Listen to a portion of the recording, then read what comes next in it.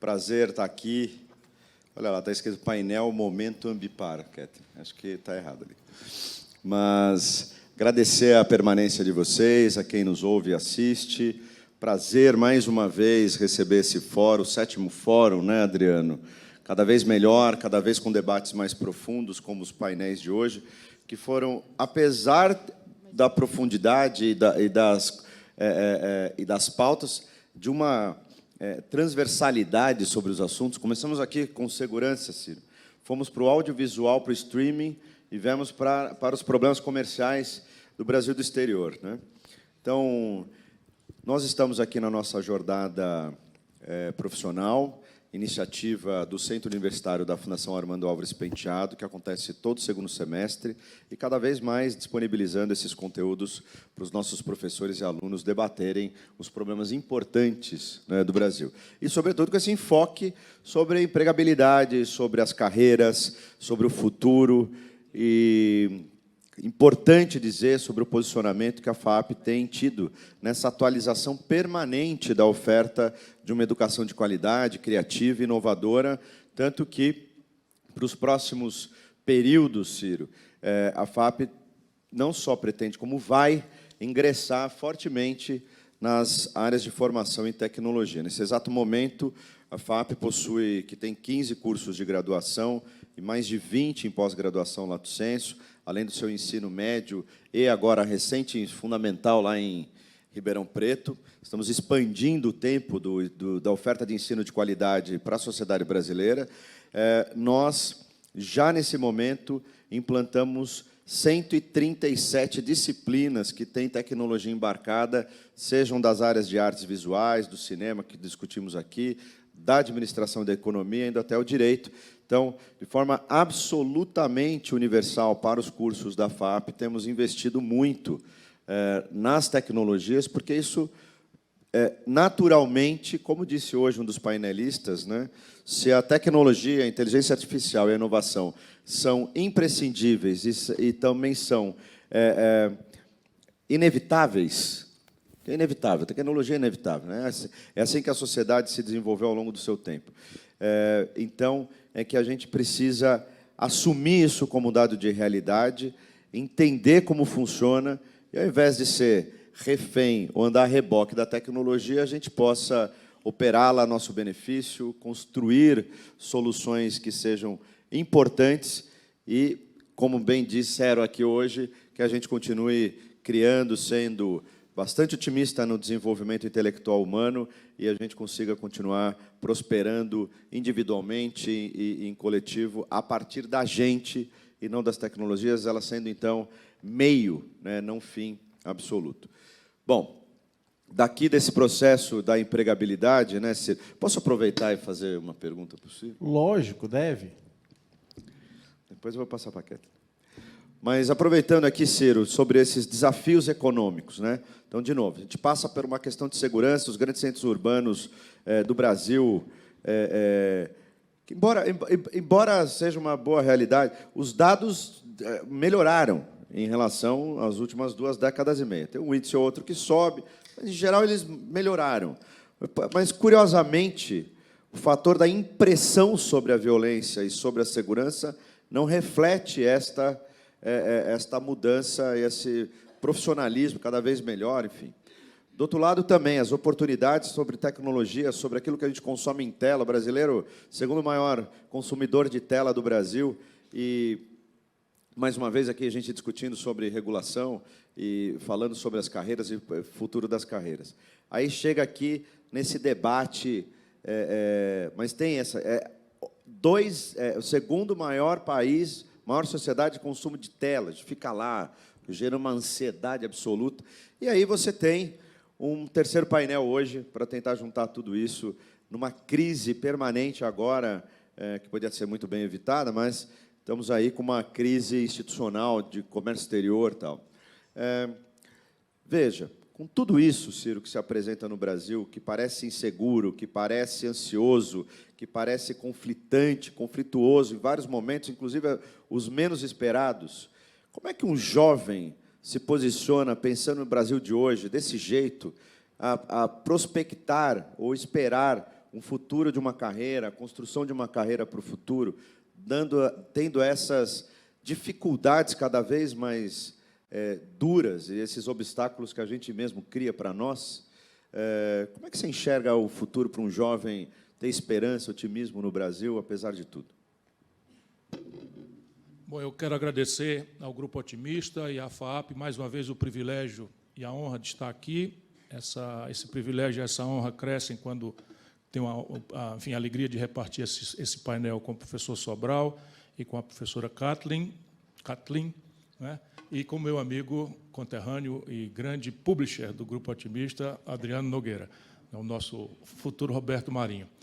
Quer dizer, a melhor forma de encarar o futuro, de prever o futuro, de atenuar as ansiedades em relação ao futuro, é se colocar numa posição de construí-lo, não de prevê-lo.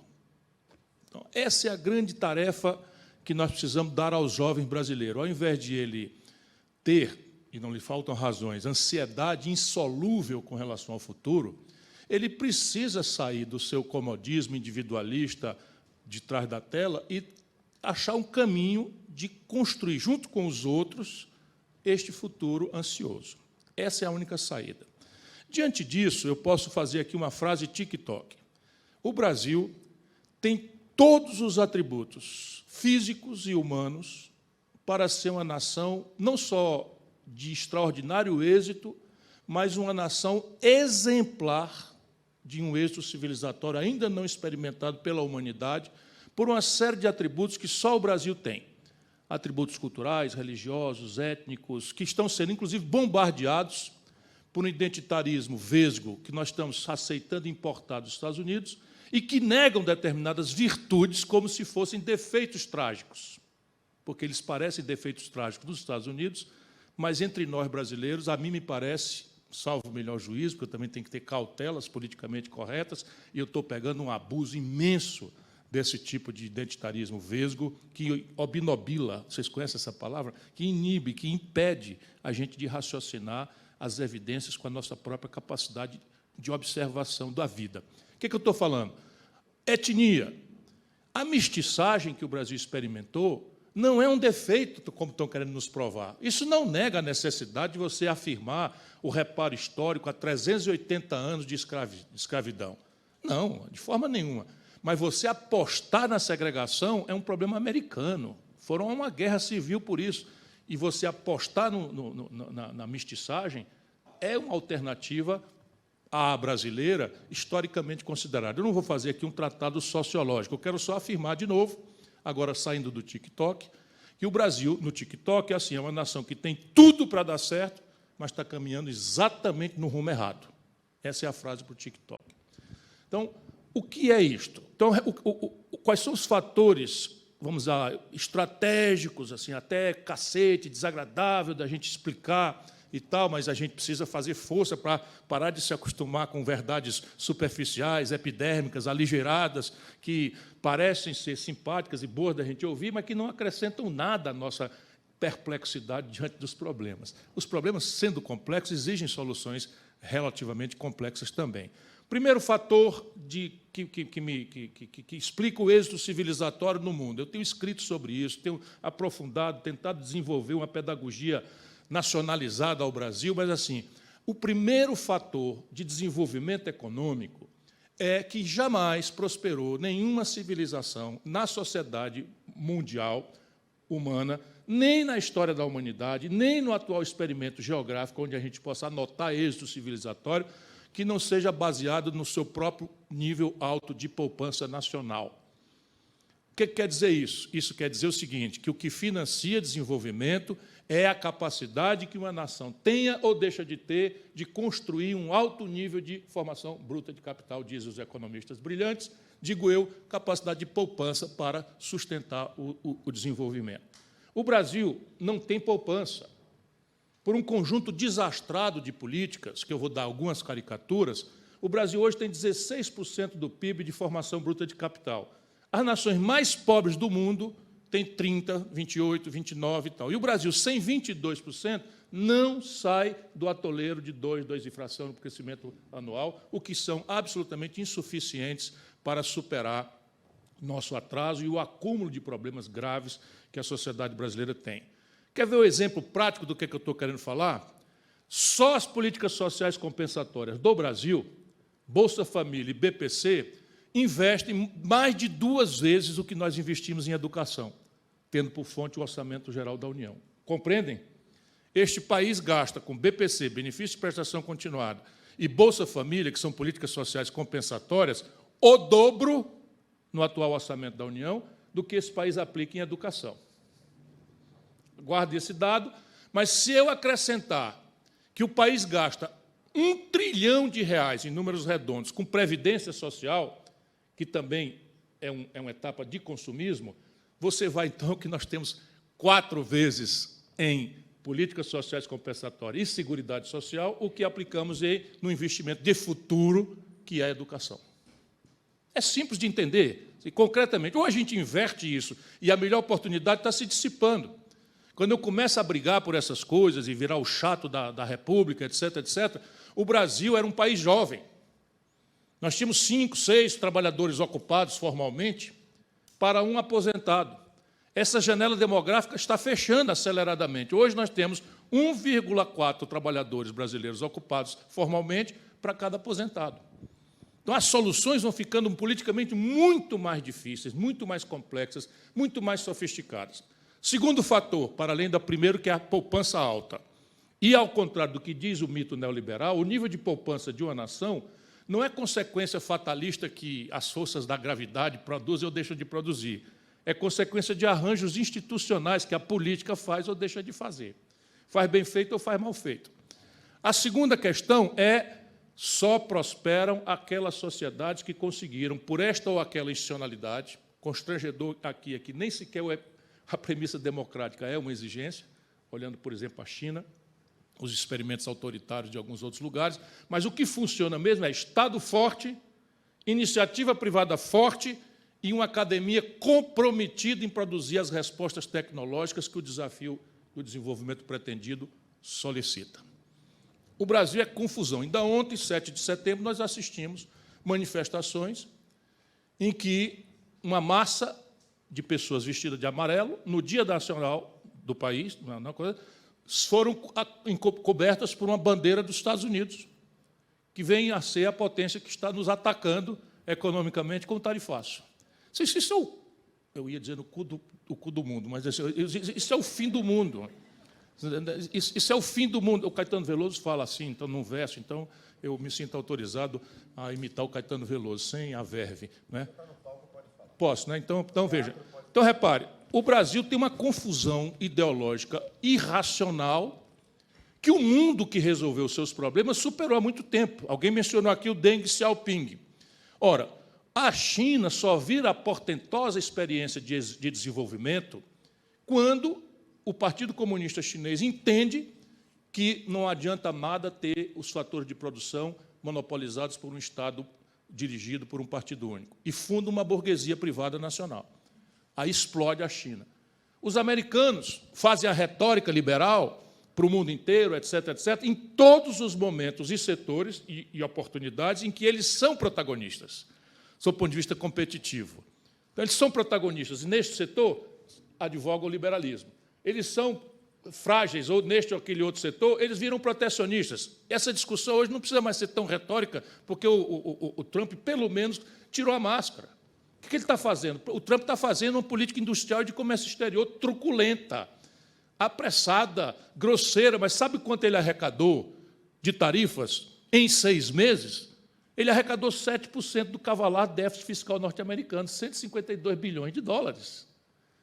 E ele consegue, no Brasil, comover pelo menos uma metade, grande ou pequena, menor ou maior, da sociedade brasileira, defendendo o ataque que ele faz ao nosso país. E esse país está doente, está profunda e patologicamente doente é pleonasmo, mas a doença é tão grave que é uma doença doente, realmente, é um negócio muito sério. Terceiro fator, já está demonstrado, nenhuma sociedade nacional se desenvolveu êxito civilizatório sem uma aposta em gente. O Brasil tem metade da escolarização argentina. O Brasil não sabe nada de inteligência artificial. Nós vimos aqui o painel de comércio exterior, nós estamos falando em carne, em laranja, em suco de não sei de quê, suco de laranja, soja, milho. Eu não vi falar numa geladeira, que é um rudimento tecnológico. Geladeira, porque é irrelevante. É irrelevante, nós estamos indo embora das possibilidades de contemporaneidade. Por quê? Porque nossa aposta em gente volta àquele número. Nós apostamos 5 vezes mais entre Seguridade Social e políticas sociais compensatórias do que em educação. Então é o seguinte, o lado crítico é que a situação é essa. O lado generoso é que tudo isso aqui é tarefa politicamente resolvível. Depende de nós.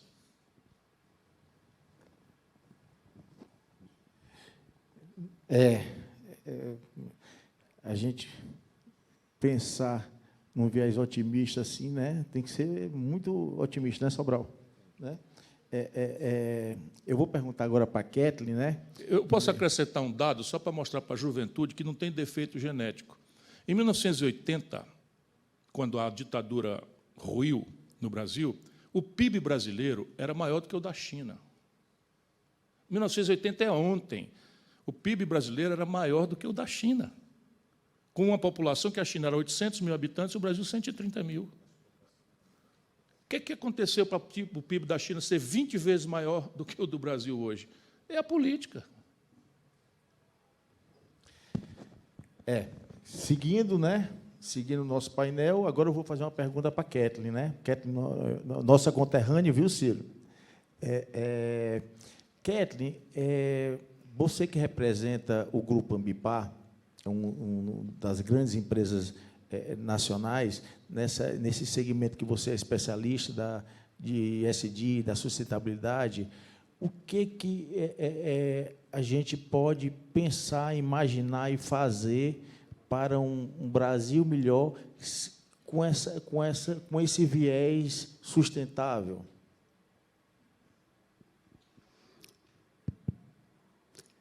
Boa tarde. Já boa tarde? Já boa tarde. Obrigada, Adriano. Obrigada, Sobral, Ciro, conterrâneos. Sobral está quase cearense, né? Mas com o nome desse, Sobral. É verdade, é verdade. Qual é o teu endereço? Onde é que tu trabalha? Qual é a rua? Está explicado. Adriano, eu respondo a sua pergunta com outra pergunta, que não é minha, é do Luiz Fernando Veríssimo, que nos deixou recentemente, que era imperdível e impagável. Quando a gente acha que tem todas as respostas, vem a vida e muda todas as perguntas. No início do ano, saiu o relatório do Fórum Econômico de Davos, trazendo como um dos grandes riscos globais, o Fórum trouxe 10 riscos globais, e o segundo deles são os confrontos geoeconômicos. Acho que é isso que a gente está passando aqui agora, que foi o tema de outros debates. E eu acho que a gente tem uma grande oportunidade nas mãos, como dono da maior reserva, né, florestal do mundo, a Amazônia, né, e tantos recursos naturais, da gente mudar, da gente ter esse protagonismo. Mas, ultimamente, eu tenho me perguntado se nós estamos combinando o nosso discurso com as nossas atitudes. Se a gente não está num processo de self-washing ao longo de todos os fóruns otimistas, a gente tem visto muitas empresas trazendo suas práticas de sustentabilidade. Eu sou sustentável por natureza, eu trabalho com essa temática há 30 anos. Então, para mim, é absolutamente natural e necessário, se a gente quer mudar a prática do ESG na veia. Mas eu fico me perguntando, Ciro, se a gente não está preso em indicadores e relatórios de materialidade, se a gente se incomoda quando alguém vem pedir esmola para a gente na rua. Se você fala em cota para a contratação de pessoas em situação de vulnerabilidade na sua empresa, mas você olha uma pessoa dormindo na rua e dá ojeriza. Se você não paga pelos serviços ambientais dentro da sua organização. Entende essa dualidade em que você não consegue colocar em prática, dentro da sua vida, algo que faria toda a diferença para a gente mudar? No caso, por exemplo, das cotas, hoje 52% das mulheres sustentam os lares brasileiros. Mas será que a gente parou para se perguntar se nas nossas empresas nós temos mais homens que mulheres trabalhando, mais mulheres que homens? A gente tem grande chance de mudar, mas mudar começando a olhar para a desigualdade que a gente tem dentro da nossa própria casa, dentro da nossa empresa. A Ambipar é uma empresa brasileira, multinacional brasileira, que está em 41 países, com 500 bases. E, como a gente diz na gestão pública, eu vim da gestão pública há 30 anos, e há um ano estou no segmento privado. Na gestão pública, e você foi gestor, a gente trabalha com problemas que vão do alfinete ao foguete, né? Tentando resolver processos de compras, aquisições, atender demandas. E hoje eu me encontro numa empresa que vai do alfinete ao foguete. Quando a gente fala de circularidade, de gestão de resíduos, de atendimento a acidentes, de prevenção, um pensamento que a gente ainda não conseguiu internalizar, porque a nossa atitude, o que foi nos passado ao longo de toda a nossa trajetória como país, é só resolver o problema quando ele existe. É depois que ele acontece.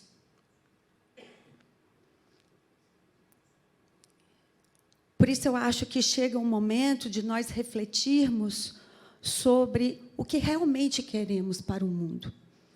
Mas o que realmente queremos para dentro das nossas casas, das nossas realidades, para que a gente possa transformar. Tem muita empresa fazendo greenwashing, mas temos mais pessoas fazendo self-washing. Nós aqui somos de um time que tem força, foco, fé, resiliência. Assim como você, Ciro, eu acredito que o Brasil dá certo. Depende muito da perspectiva de como a gente vai lidar com todos esses problemas. E ser sustentável, agregando processos que possam agregar eficiência, eu acho que é a chave de tudo. Mas, primeiro de tudo, a gente precisa fazer uma grande reflexão, sabe? Esse é o primeiro passo. O segundo é mudar as perspectivas do relatório global, que em 10 anos trazem como os 5 maiores problemas para o mundo, todos relacionados às perspectivas ambientais e sociais, como perda de biodiversidade, eventos climáticos extremos e por aí vai. Eu acho que você é bem realista. Vamos tentar mudar essa realidade para uma realidade mais otimista.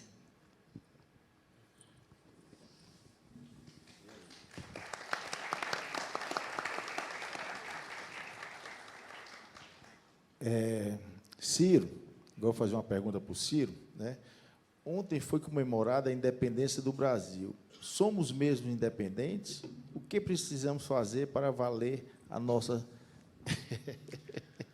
Veja, quando quando Pedro I, seguindo o conselho do seu muito sábio pai, Dom João VI, lançou mão da coroa antes que algum aventureiro o fizesse, vocês todos sabem disso, né? Que Dom Pedro ficou aqui e Dom João VI voltou para Portugal.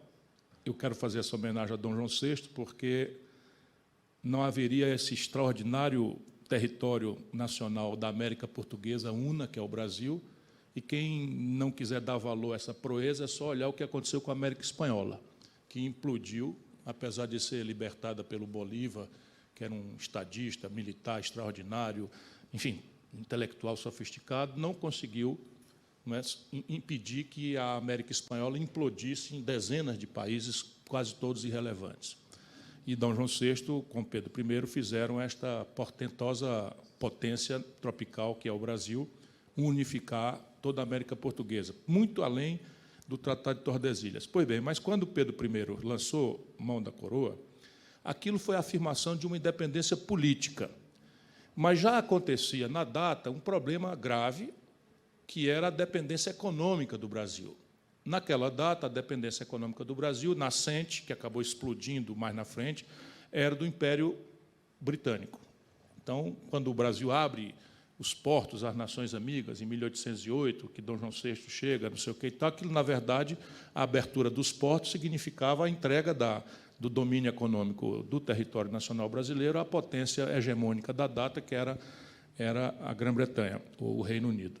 Pois bem, de lá para cá, as coisas mais ou menos estão do mesmo jeito. Nós temos uma independência política, somos donos do nosso próprio nariz, temos um calendário eleitoral, temos, enfim, mas não é, o Brasil, por exemplo, para ser mais prático e menos explícito aqui, depende do estrangeiro para 86% dos princípios ativos dos nossos remédios. Então, por favor, não fiquem doentes, porque se nós formos encontrar a doença brasileira com o nacionalismo de goela do Lula, nós estamos ferrados, porque 86% da química fina dos remédios básicos do Brasil, tipo Tilenol, vem do estrangeiro. 100% dos bens de capital. Bem de capital, todos sabem, são as máquinas que produzem os produtos industriais. Então, 100% do produto industrial, o Brasil depende de fora.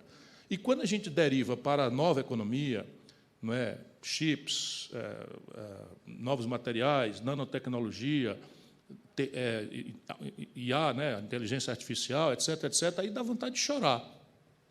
E isto estabelece um nível de dependência absolutamente crítico, ao contrário da época dos ingleses, dos britânicos, que era basicamente o extrativismo enfim, um incipiente mercado consumidor. Hoje é diferente. E assim, é diferente como, cara pálido? Ora, lá atrás, o que faz parte da minha formação, os americanos rasgaram a carta da OEA sem nenhum tipo de consideração, se associando aos britânicos, quando a ditadura da Argentina, em ruínas, resolveu inventar um inimigo externo, exatinho o que o Lula está fazendo agora, aproveitando o Trump. Os ditadores da Argentina, decadentes, na iminência de cair, resolveram arrumar uma guerra, chamada Guerra das Malvinas, e arrumaram o inimigo externo. Imediatamente, os argentinos esqueceram todas as atrocidades em consequência da ditadura, se associaram aos ditadores e tal, para, no fervor patriótico, defender a pátria contra o inimigo externo.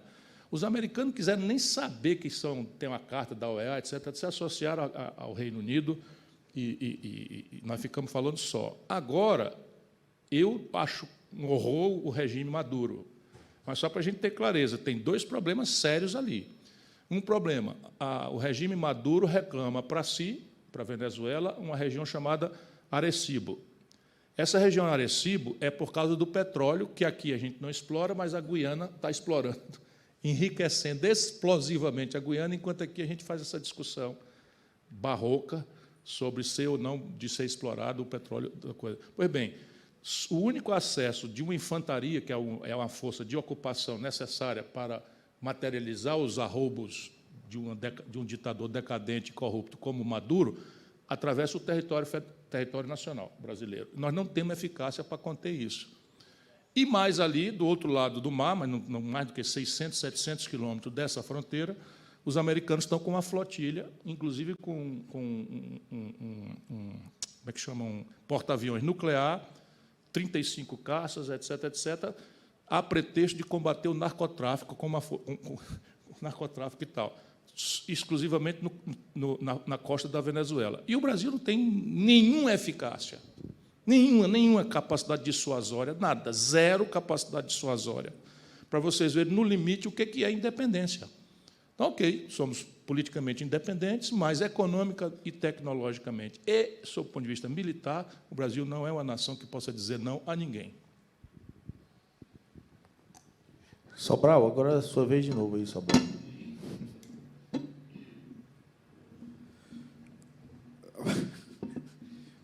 Mas e o seminário o fórum é otimista, hein, Ciro? Muito bem. Quem vocês acham que é o mais otimista daqui? Você. Sou eu. Eu tentei ser presidente do Brasil 4 vezes. Pois é. Você imagina, eu queria Otimista simplesmente e persistente. eu queria assumir esse negócio aí. Perseverante. Então, quem crê de forma otimista e amorosa ao Brasil do que um cara que tentou 4 vezes, não se mancou ainda. Ainda fica especulando que vai ser a 5ª vez.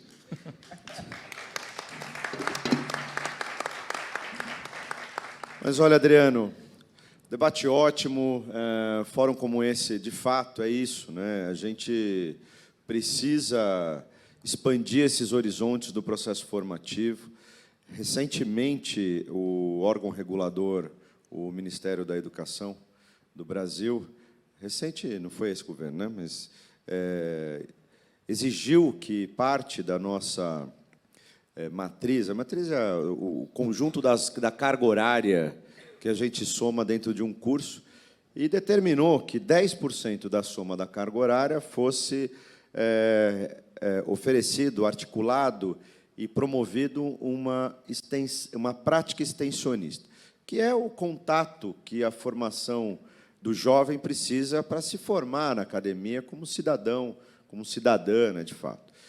E aí, Ciro, e a própria Kathleen, né? Kathleen, aqui tem uma agenda, há 30 anos nós estamos discutindo sustentabilidade, o Brasil tem 6 biomas, a gente podia ser uma potência do ponto de vista de exemplos, né?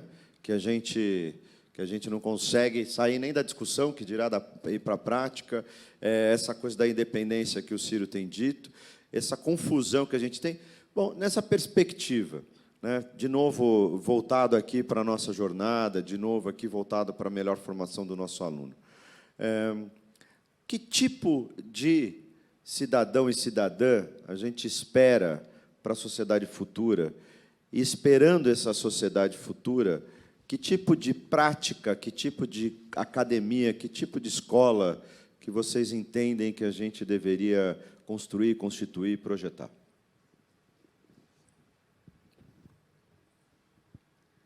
Suspeitíssima eu para responder essa pergunta. Uma das deficiências que eu considero que precisa ser resolvida, Sobral, é a gente trazer, por exemplo, a discussão da sustentabilidade para dentro da sala de aula, para a responsabilidade que cada um de nós deve ter. Você vai para o Japão, as crianças têm aula de educação financeira, pequenininhos.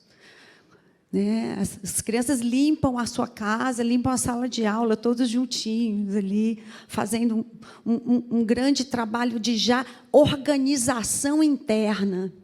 Né? Hoje nós temos um nível de endividamento altíssimo do brasileiro. O servidor público, então, está altamente endividado, fez um empréstimo atrás do outro. Temos escolas digitais, mas uma internet que não funciona. Temos uma geração que está chegando na IA agora, outros que sequer vão conhecer. Eu sou de uma geração, estou com 53 anos, e estou conhecendo agora todas as ferramentas de inteligência artificial. E estou levando um susto, porque ela é capaz de mudar a minha realidade. E acho que a resposta para a sua pergunta, Sobral, está na capacitação. está na educação. Mas essa educação ela começa na base, trazendo uma visão muito transversal, multidimensional e plástica dos conceitos das matérias que a gente estuda, que não pode ser um olhar enviesado. Ele precisa ser um olhar 360, sistêmico dos problemas que nós temos. E a gente não discute, por exemplo, sustentabilidade. A gente não discute práticas ESG. A gente vai saber disso lá na frente. Achando, por exemplo, que um conceito como esse está preocupado apenas com questões ambientais. Quando eu estou falando aqui de governança, governança sobre a sua própria vida, sobre como você leva esses conceitos no seu dia a dia, a relação com as pessoas, a relação com o meio ambiente, a relação com o seu negócio, a relação com o lucro, a relação com a responsabilidade que cada um de nós deve ter com as suas ações. Tem um trabalho muito interessante, que eu não sei se você conhece, que chama Megedu. É uma organização que faz um levantamento sobre, por exemplo, quantos por cento no Brasil nós temos de escolas com cobertura digital e qual a velocidade que essas escolas têm. E os dados são, assim, assustadores. Uma camada da população muito pequena, Sobral, e eu estou me colocando um pouco nessa camada, porque estou chegando agora, está falando de inteligência artificial nos seus negócios. Mas a maioria delas sequer sabe o que é um endereço de e-mail. Como é que essa criançada vai crescer e vai mudar o nosso país? Porque eu estou apostando, Ciro, na geração que vem, porque a minha, com força, foco, fé, resiliência, eu vou fazer diferença no meu quadrado.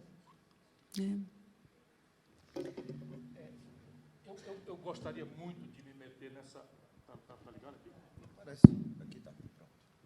Eu gostaria muito de me meter também nessa questão, porque a base filosófica do nosso problema global, e no Brasil tem esses componentes caricatos e selvagens, é basicamente neste ponto aí. Que tipo de cidadão? E eu, que não gosto de impasse, por mais que ninguém queira acreditar, sou um otimista inveterado, eu não deixo de refletir sobre o que parece ser solução impossível.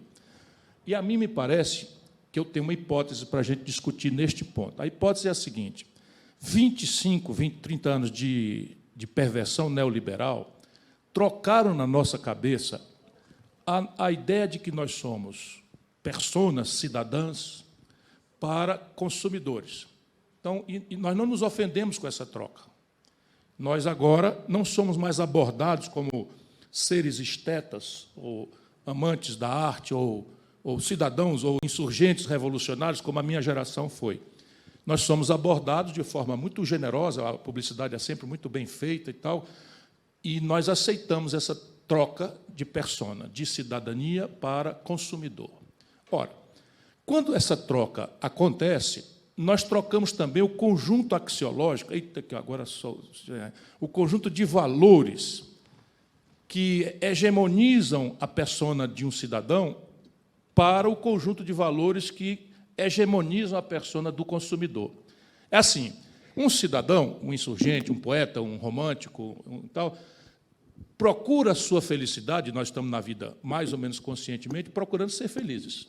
Por mais que a gente não tenha consciência, nosso dia a dia é uma busca ansiosa pela felicidade. Fugidia, mas pela felicidade. O cidadão, o romântico, o insurgente revolucionário, busca isso numa dimensão espiritual.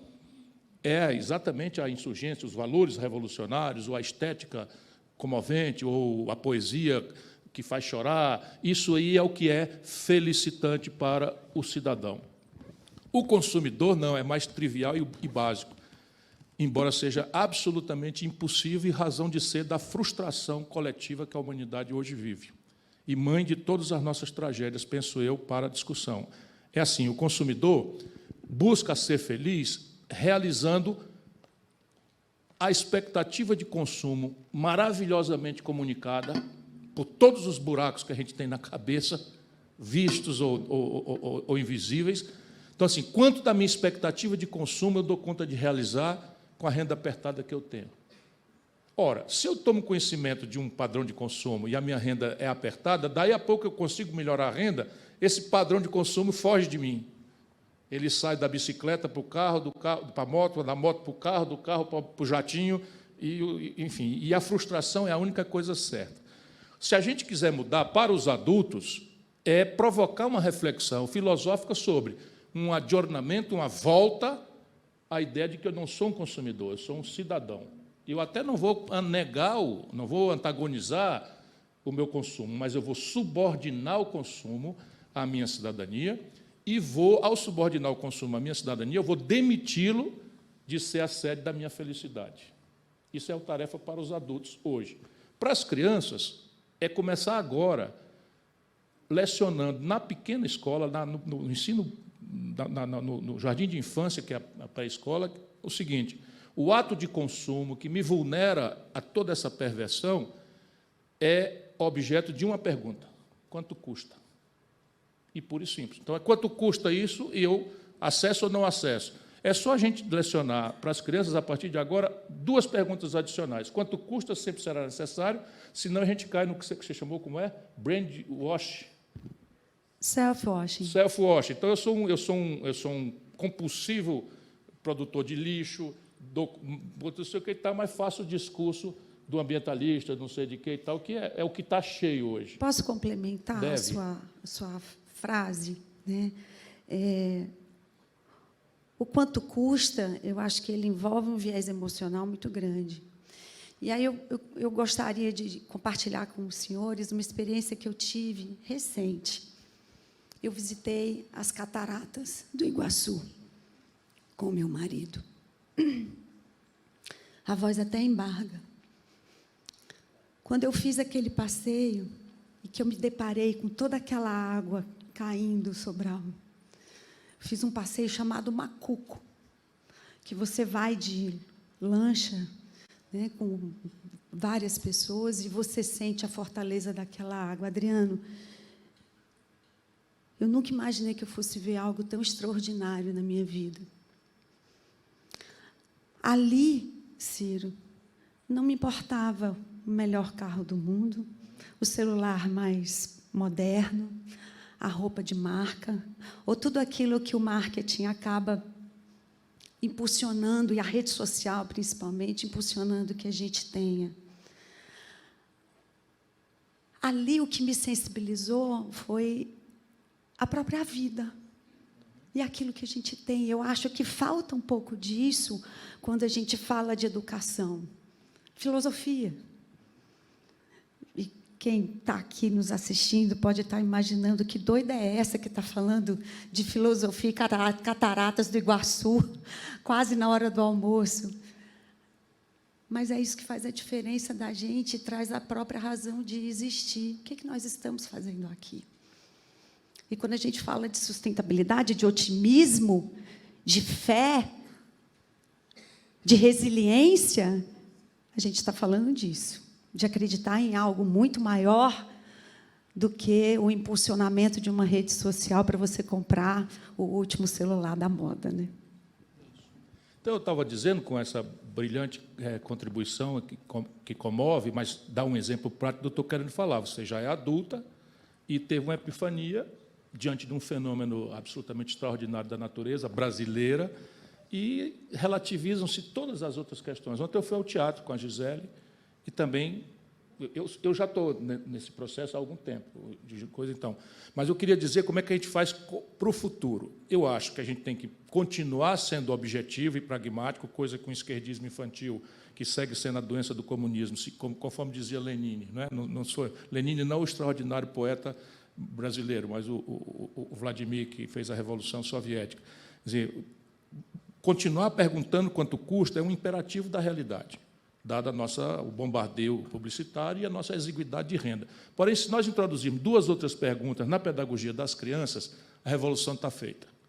São 2 perguntas só que a pedagogia com as crianças pode ensinar. Segunda pergunta: A quem aproveita o meu ato de consumo?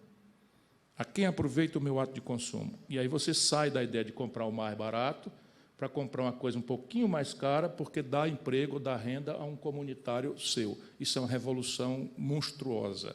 E a terceira coisa, que é mais da sua área especial, é se o meu ato de consumo é amistoso à natureza, na origem e no rejeito. Simples assim. Ensinar essas 3 perguntas na pré-escola no Brasil é uma portaria do MEC para fazer. A requalificação e treinamento do magistério para esse tipo de assunto é quase nulo de necessidade. Depois a gente vai falar em AI. Aí é outro assunto mais grave.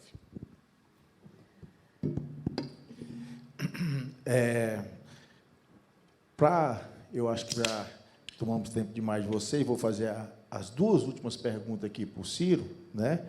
É de conhecimento público que a economia e política são temas siameses, estão imbricados, quase por definição. Como as eleições de 2026 podem afetar o cenário econômico do Brasil nos próximos meses? E uma pergunta que não quer calar, né? Que todo mundo quer perguntar: Ciro, vai para presidente ou para governador do Ceará em 2026? A dona Gisele, aqui presente, está autorizada a comprar a camisa de força se alguém ouvir eu falando que sou candidato. Então, está aí a primeira resposta. Agora, a questão básica é a seguinte: eu adoro ser otimista, podem acreditar nisso, eu adoro, e fico me sentindo mal de coisa, mas adianta a gente dizer, não, vai dar tudo certo, vai dar maravilhoso, e despreparar a população para o que está acontecendo e para o porvir. Sabe o que está acontecendo hoje? O Brasil está indo, a economia está indo para a geladeira. A projeção de crescimento para os próximos 12 meses são pífios 1%, uma infração. A taxa de juros brasileira é a mais alta do planeta Terra. E como a inflação está caindo, ela está em ascensão. A inflação, aí você diz, mas esse é assunto de economista? Não, não é, desculpa. Sob o ponto de vista macro, a economia de um país onde o papel remunera mais do que o lucro médio dos negócios, da economia real, comércio, indústria, serviços, etc., essa economia para. Por quê? Porque quem tem dinheiro prefere botar na renda fixa, no juro alto, do que botar na atividade produtiva, que é arriscada, que dá problema, etc. E quem não tem dinheiro, que é a esmagadora maioria, não vai tomar dinheiro emprestado no banco para botar numa atividade cuja rentabilidade é menor do que o juro que ela vai ter que pagar para o banco, logo mais vencida a carência. Não sei que seja o Banco do Nordeste que está fazendo um esforço absolutamente histórico sempre de ir nessa contramão com o crédito amigo, um microcrédito, uma experiência absolutamente extraordinária. Eu faço essa homenagem sempre. Pois bem, mas essa é a grande guilhotina da taxa de juros. Mas a taxa de juros mais embaixo, ela já está impactando naquela estatística que é hoje o Brasil está vivenciando a maior quantidade de empresas indo à recuperação judicial da história do Brasil. Uma empresa para montar, para crescer, para dá um trabalho infernal. Entra na recuperação judicial para fechar ela ali, lá vai, não sei o quê, papai e tal. Depois você tem o consumidor, o cidadão. Ela falou aqui do servidor público, é um desastre com crédito consignado, que é uma imoralidade absoluta. Mas o que está acontecendo hoje? Escute aqui, deve estar esse auditório aqui, quando eu falo isso, as pessoas balançam a cabeça, constrangidas. 78 milhões de brasileiros estão com o nome sujo no SPC. Será que esse país foi tomado de um calotismo juramentado, militante? A nação brasileira assumiu uma imoralidade? Não é, não. O pobre, quando vai com o nome do SPC, ele perde o último estágio de acesso dele às coisas básicas. São conta de luz, conta de água, conta de telefone, que vai cortada. 78 milhões de pessoas. Como você não tem boleto para criança, nós estamos falando em quase a população adulta toda. É feito dessa variável macroeconômica trágica. E isso tem um último efeito, que é o efeito fiscal, que a sociedade brasileira não tem tido o direito de conhecer. A imprensa brasileira fala do galope da dívida americana, mas não fala do galope da dívida brasileira. Sabe quanto custa esses juros ao governo, ao Tesouro Nacional, portanto, a nós outros, os contribuintes nacionais? 978 bilhões de reais nos últimos 12 meses. Como o governo não tem uma pataca para honrar essa conta, ela vai toda para a dívida, que está galopando de forma acelerada, e isso tudo vai desaguar em 2026, 2027. Então, o debate da campanha, todo que o PT, a situação hoje, o governismo hoje vai querer fazer, é derivar o debate para passionalidades patriotadas, se isso durar mais algum tempo, essas maluquices, e a burrice do outro lado, que fica botando bandeira dos Estados Unidos. Tenha paciência, eu me dá vontade, às vezes, de chorar. Né? Ou passionalidades tipo extrema-direita contra a extrema-esquerda, para ambos fazerem rigorosamente a mesma coisa. E aí diz assim, rigorosamente a mesma coisa, está exagerando? Não, estou não. Qual é a matriz econômica brasileira? Câmbio flutuante, superávit primário, meta de inflação, autonomia do Banco Central, política de paridade de preços internacionais da Petrobras. Qual foi a política do Bolsonaro? Essa. Qual é a política do Lula hoje? Essa. Sem tirar nem pôr rigorosamente nenhuma vírgula. A mesma coisa, bota a gente para brigar, ódio, paixão, não sei o quê, ideologia, patriotismo e tal, e a traquitana de transferência de dinheiro de quem produz e trabalha e da sociedade para meia dúzia de especuladores, funcionando a pleno vapor, sem contestação. Alguém acha que o PCC e o Comando Vermelho e tal, há 25 anos atuando, já na lavagem de dinheiro, faz 20 anos, carregava essa montanha de dinheiro em sacola, em surrão, como a gente chama no Nordeste? Não, isso era óbvio que estava dentro dos bancos. Aí agora faz uma operação e está aí, as conexões são as mais trágicas possíveis. Cada conexão está lá um político atrás disso e tal. Oh, grande novidade, facção criminosa atuando há 20 anos, mexendo com bilhões de reais, não vai entrar na política? Deu tempo foi fazer juiz, deu tempo foi influir para entrar nos tribunais superiores. E nenhuma vírgula institucional foi mudada no Brasil por esses dois polos. Então, 2026 vai ser isso? Uma briga de extrema-direita contra extrema-esquerda de goela, patriotas contra inimigos da pátria? Ou vamos discutir? Vamos discutir a dívida pública, a taxa de juros, enfim, porque isso é o que interessa. Eu acho, hoje, que eles vão conseguir empurrar de novo na goela do povo brasileiro essa tal polarização. E aí é um desastre. Dá para ser otimista? Infelizmente, para mim, não dá. Gente, muito obrigado a todos pela paciência, pela audiência. Agradecer aqui, eu vou passar a palavra aqui para o Sobral, para ele foi o grande anfitrião, o grande parceiro do Otimista, aqui a FAAP. Agradecer a Kathleen, o Ciro, e a palavra do Sobral.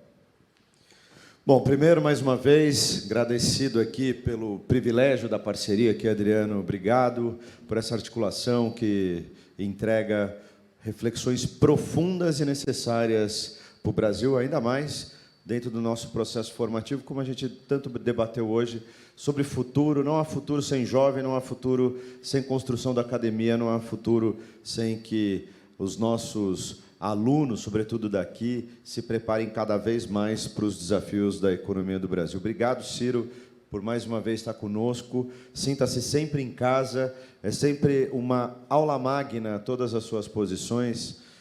De fato, a gente aprende e a gente se toca muito por tudo que você aponta, sempre com muita propriedade. Kathleen, minha amiga, obrigado pela sua disponibilidade também. Um grupo enorme que você tem trazido, né, o debate e a discussão sobre o papel dessa empresa imensa nacional, com essa capilaridade no mundo inteiro. Depois você ensina um pouco como é que os nossos alunos podem bater na sua porta para arrumar emprego lá. Muito bem. E, mais uma vez, muito obrigado a todas e todos. Tenham uma ótima tarde. Sejam sempre bem-vindos. Até a próxima. Muito obrigado.